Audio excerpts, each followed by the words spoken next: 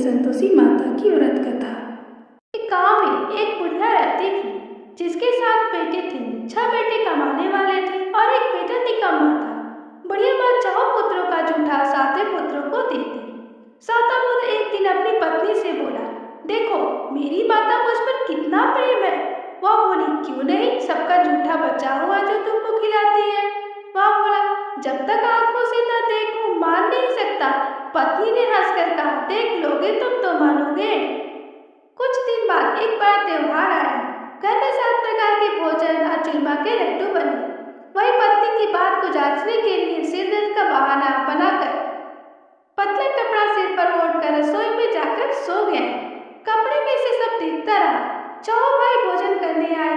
उसने देखा माँ ने उनके लिए सुंदर सुंदर आसन बिछाए, 7 प्रकार की रसोई परोसी, आग्रह करके उन्हें भोजन कराती रही।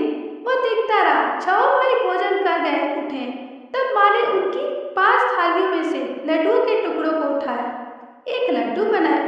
जूठा साफ कर माँ ने उसे पुकारा, उठो बेटा उठ, तेरे भाइयों ने भोजन कर लिया, तू भी उठकर भोजन कर ले।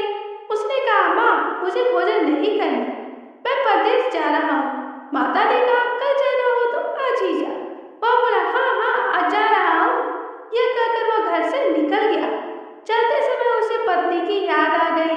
वह गौशाला में कड़े थाप रही थी। वहां जाकर वह बोला, मेरे पास तो कुछ नहीं है, यह अंगूठी है, सो ले लो और अपनी कोई निशानी मुझे दे दो। वह बोली, मेरे पास क्या है, यह गोबर भरा हाथ। यह कहकर पत्नी ने उसके पीठ पर गोबर के हाथ पर थाप मार दी। वह चल दिया। चलते चलते दूर देश में पहुंचा।